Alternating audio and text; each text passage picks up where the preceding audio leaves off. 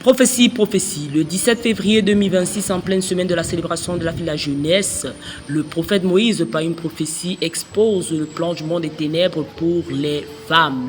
Il dit: le monde des ténèbres a oint les hommes dans le but de séduire les femmes et les tuer. Certains vont égorger, mais d'autres, ce sera par le lien sexuel.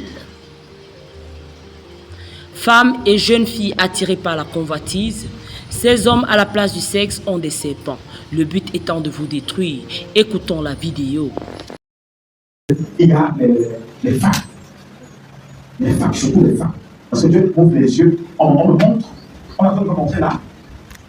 En fait, un groupe d'hommes dans le monde des ténèbres, à qui on a mandaté de séduire les femmes et de les tuer. Ils ne vont pas les tuer, ils ébauchent seulement. Certains vont égorger, mais la plupart sont par le lien sexuel. Dès que la personne va rentrer à l'intérieur de toi, c'est le serpent qui va introduire. Ne dites pas que je ne vous ai pas dit, je suis en train de vous dire maintenant. Quand ça rentre à table, c'est que c'est le serpent qui est entré. Et qu'est-ce qui va commencer à se passer? C'est qu'à l'intérieur de toi, le serpent va tout dévorer. Il y a, vous savez, le monde des ténèbres, comment je veux dire ça? Il utilise des tactiques et des moyens tous les jours pour détruire autant qu'il peut. Chère jeune fille, chère femme, vous qui marchez n'importe comment, vous qui êtes, je vais dire, la proie de la convoitise, parce que vous voulez le iPhone 317, Pro Max 17, vous voulez ça. Je vous dis, on a libéré un type d'homme, on les a oints. À la place de leur sexe, c'est le serpent.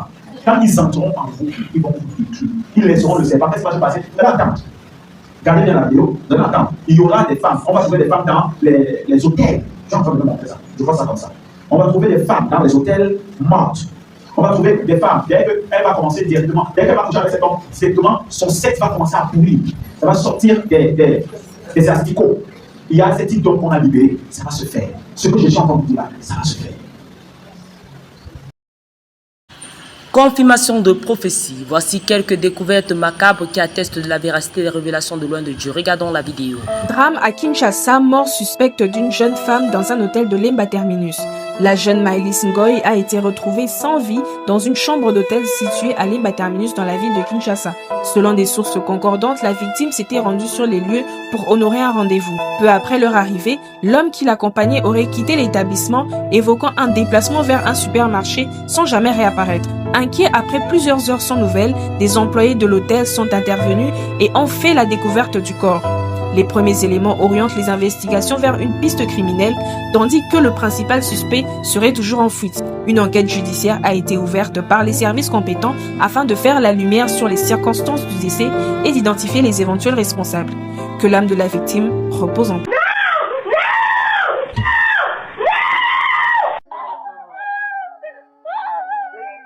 Une influenceuse de 31 ans a été retrouvée morte dans une chambre d'hôtel quelques jours seulement après que son mari l'ait demandée en mariage.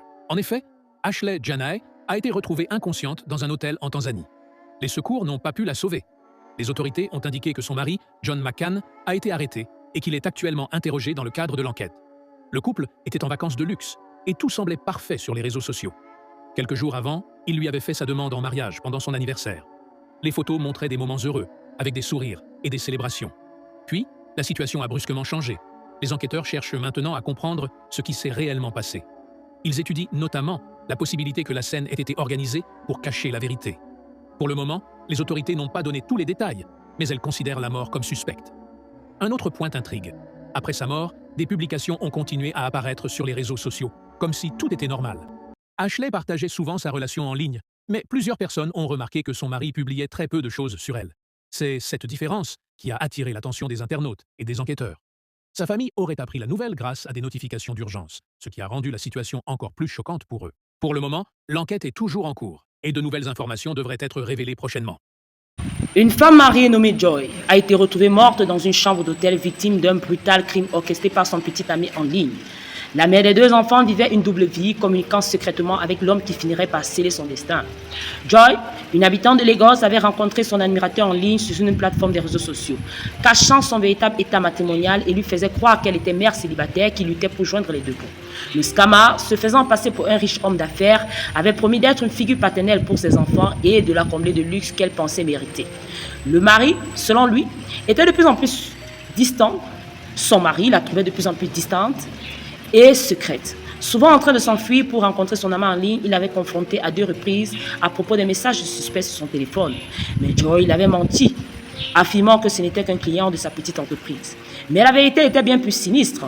Le petit ami en ligne de Joy l'avait manipulé, exploitant ses insécurités profondes et son désir d'une vie plus glamour. Il lui avait promis des vêtements de couturier, des bijoux chers et des vacances somptueuses. Des choses que son mari travailleur ne pouvait pas lui offrir. Le jour fatidique arriva. Joy avait dit à son mari qu'elle allait rendre visite à son ami, mais à la place, elle a rencontré son amant en ligne à l'hôtel. Il lui a demandé d'amener leur 2e bébé, disant qu'il voulait acheter des trucs pour l'enfant. La joie, aveuglée par la joie, par son désir d'une vie meilleure, a scellé son sort. Ce qui a suivi était une séquence horrible d'événements. Joy a bu excessivement et son petit ami en ligne a pris l'avantage de son état de vulnérabilité. Il l'a étranglé et s'est enfui avec leur bébé. Ce n'est que lorsque le personnel de l'hôtel a découvert son corps sans vie et alerté son mari que la véritable horreur de la situation est apparue. Un début d'année catastrophique. C'est l'histoire de Rita. Elle a été retrouvée, son corps sans vie et ses parties génitales prélevées par un homme qui lui avait remis 30 000 francs.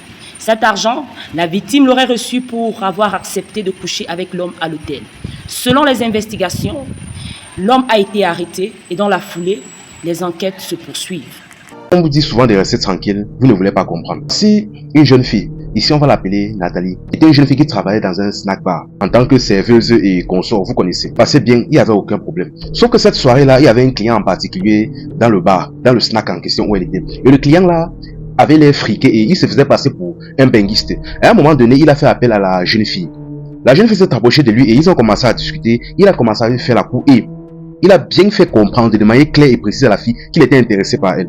Et la fille aussi, de son côté aussi, a accepté. Bon, il a donc demandé à la jeune fille s'il pouvait se retrouver dans un endroit un peu privé, vous savez. Bref, la jeune fille travaillait dans un snack bar. C'était pas la première fois qu'on faisait ce genre de proposition. Et aussi, pour arrondir un peu ses fins du mois, ses fins de semaine et consorts, ça arrivait qu'elle partait gérer comme disaient les Ivoiriens, son busy.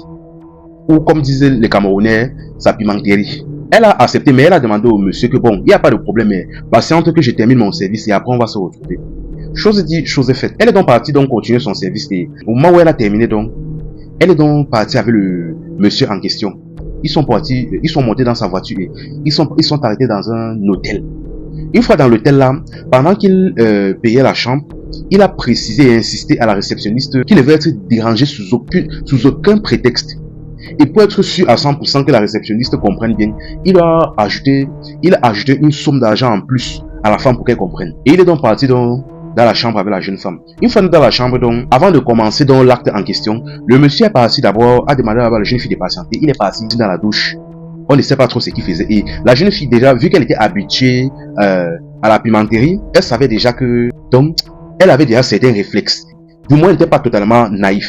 Elle s'est levée donc, elle a commencé donc à marcher sur la pointe de ses pieds, arriver tendu son oreille vers la porte de la douche pour comprendre, pour écouter, essayer de comprendre ce que le monsieur faisait. Quand elle a écouté donc, elle a entendu comme si le monsieur parlait, disait des choses qu'elle n'arrivait pas à comprendre. Il prononçait certaines paroles qu'elle n'arrivait pas à comprendre. Bon, elle s'est dit que bon, vu qu'il est entré à son téléphone, peut-être qu'il est en train de téléphoner avec quelqu'un et il parle à voix basse. Parce que c'est peut-être une conversation privée. Elle a simplifié la chose, elle est partie s'asseoir. Mais je vous dis tout de suite, le monsieur en question est en train de faire ses incantations. Je vous dis ça en avance pour éviter qu'on ne perde du temps. Le monsieur faisait ses incantations dans la douche. Mais la femme n'a pas capté ça à ce moment-là. Et quand le monsieur a terminé et qu'il est sorti, il est donc parti, donc lui et la jeune femme se sont arrangés. Et lorsqu'il est monté sur la jeune femme, le problème est que la jeune femme explique qu'à l'instant où le monsieur est monté sur elle, elle n'arrivait plus à bouger. C'était un peu comme une sorte de, on va dire, une paralysie du sommeil. C'est-à-dire, elle était allongée, là, elle était consciente, mais elle n'arrivait plus à bouger. Comme dans un rêve. Là, le monsieur est donc passé à l'acte, ils ont fait la chose. Et je tiens bien à préciser qu'ils avaient déjà négocié le prix. Il est donc passé à l'acte, il a commencé à faire la chose. La femme n'arrivait plus à bouger. Elle était consciente, mais elle n'arrivait pas à bouger. Elle ne comprenait même pas ce qui lui arrivait. Le monsieur était là, il a tout fait, il a lapé, il a framponné, il a tout fait. Il n'est même passé même pas par la porte arrière, il est passé même pas derrière. Or, la femme à aucun moment n'avait donné son consentement à ce niveau-là. Mais bref, elle était là, elle ne pouvait rien faire, ni rien dire, mais elle était consciente. Dès qu'il a terminé l'acte, la jeune femme se disait que c'était déjà bon. Mais le monsieur a sorti un plastique dans son sac. Et quand il a ouvert le plastique, il a sorti un tissu rouge. Il a nettoyé le devant de la femme ainsi que le derrière. Et il a remis dans le sac plastique. Il a refermé et il a mis dans son sac. Et après ça, il s'est levé, s'est habillé et il a laissé une somme à côté de la jeune femme pour le service. Et il est sorti, il est parti. À partir du moment où il est parti là, La femme est restée encore allongée comme ça pendant quelques instants et à un moment donné, elle a retrouvé ses esprits. Elle arrivait à nouveau à bouger, à se mouvoir. Elle s'est donc levée rapidement, elle s'est habillée et elle s'est rendue compte que le monsieur était parti. Elle a rapidement pris son téléphone pour appeler le monsieur, histoire de prendre des nouvelles, que mais c'est comment. Je pensais qu'après avoir terminé, on devait bien discuter, garder contact, ceci, cela. Donc, histoire de rester en contact parce que le monsieur quand même avait l'air friqué. Mais quand elle a appelé, le numéro, ça lui disait que le numéro ne passait pas. Soit il n'était pas disponible, soit le numéro ne passait pas, on ne sait pas. Bon, elle s'est dit que peut-être son téléphone était ou sa batterie est faible. Elle a simplifié l'affaire. Elle s'est levée, elle a pris ses effets, elle est sortie, elle est partie. Une fois qu'elle est rentrée chez elle, quelques temps plus tard donc, dans la même soirée, une fois chez elle, donc dans la même soirée, son poteau commence à démanger. Le poteau commence à démanger. Elle a d'abord simplifié. À un moment donné, là, ça devenait violent. Les démangeaisons devenaient violentes. Elle s'est dit qu'est-ce qui ne va pas. Elle est partie à l'hôpital. Donc, tellement c'était fort, elle est partie à l'hôpital. Une fois dans l'hôpital, les médecins ont essayé de voir ce qui n'allait pas. On a obscuré, peut-être, elle est passée sous scanner, on a tout fait, mais on n'a rien vu. On dit à la jeune femme que bon, là, les médecins disent à la jeune femme que bon, là, on a fait tout ce qu'on a pu, mais on n'a rien trouvé. Bon, vous savez quoi, rentrez d'abord chez vous, vous reposez, et si après ça ne va pas, vous revenez. Parce que peut-être c'est juste une démangeaison temporaire, juste quelque chose comme ça. Elle a dit ok, elle est rentrée chez elle. Mais quand elle est rentrée chez elle, c'était toujours fort, c'était violent. Bon, elle a donc décidé que, bon, plutôt que d'aller à l'hôpital, je vais essayer de faire un nettoyage. Donc, elle a décidé de faire un nettoyage et d'embaumer une crème pour voir ce que ça pouvait faire. Elle est donc partie dans la douche, donc, au moment où elle a voulu nettoyer la chose, elle a vu un asticot là tomber. Elle était inquiète. Là, elle a sursauté, elle a commencé à flipper. Là, elle a flippé, elle a continué à verser de l'eau et elle a vu que ça continuait de sortir. Là, rapidement, elle a crié, elle a appelé sa mère et sa soeur, qu'elle était à la maison familiale. Une fois que celles-là sont venues, elles ont vu un amas sorti.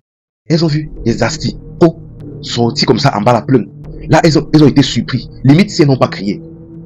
Là, on ne comprenait pas ce qui s'est passé. Elle s'est assise là. On a dit, qu'est-ce qui s'est passé? Ceci, cela. Là, donc, elle a commencé à expliquer à sa mère, à sa soeur, ce qui s'est passé. Comment le monsieur qu'elle a rencontré, tout ce qui s'est passé lors de sa soirée, le monsieur qu'elle a rencontré, comment ils sont partis à l'hôtel, ils sont passés à l'acte, ils n'arrivaient plus à bouger jusqu'à le lendemain, ils se sont laissés. Elle a tout expliqué du début jusqu'à la fin. Dès qu'elle a terminé, sa maman voyait que la fin n'était pas simple. Elle a envoyé sa petite soeur à la pharmacie chercher un remède. Et pendant ce temps, elle-même, elle est partie appeler les gens pour qu'ils puissent chercher un taxi pour amener la jeune fille à l'hôpital. Sauf que à peine elles sont sorties, quand elles sont revenues, elles ont retrouvé la jeune fille dans cet état que vous voyez sur cette photo-là. Elle était allongée là, elle n'arrivait plus. Donc, elle était déjà partie. Elle a succombé. Quelque temps donc, le temps est un peu passé et la mère ne voulant pas accepter l'affaire, trouvant que donc, tellement c'était suspect, elle ne voulait pas laisser. Elle a pris son téléphone, elle a lancé quelques appels. On ne sait pas si elle a appelé un marabout, un praticien ou quelqu'un de la famille qui s'y connaissait un peu ou un pasteur, on ne sait pas. Mais la personne qu'elle a appelé lui a bien fait comprendre que sa fille est partie faire des choses avec un ritualiste. Et le type en question a fait un rituel avant de passer sur elle. Raison pour laquelle elle ne bougeait pas. Et vous devez savoir que même si elle était encore en vie, même si vous m'avez appelé plus tôt, avant que quelque chose ne commence, sachez qu'il était déjà trop, de toute façon, c'était déjà trop tard. Parce qu'à l'instant où le monsieur a pris le foulard là, et qu'il a essuyé la partie de la jeune fille et gardé dans le plastique, à partir du moment où il avait déjà attaché la jeune fille, c'était déjà fini, il n'y avait plus rien à faire. Peu importe le temps que vous m'aurez appelé là, le fait avait déjà été fait. On ne pouvait plus rien faire pour elle. Franchement, la famille.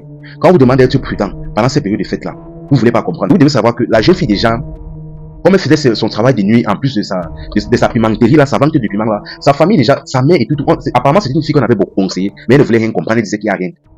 Qu'elle maîtrise. Voilà les retombées.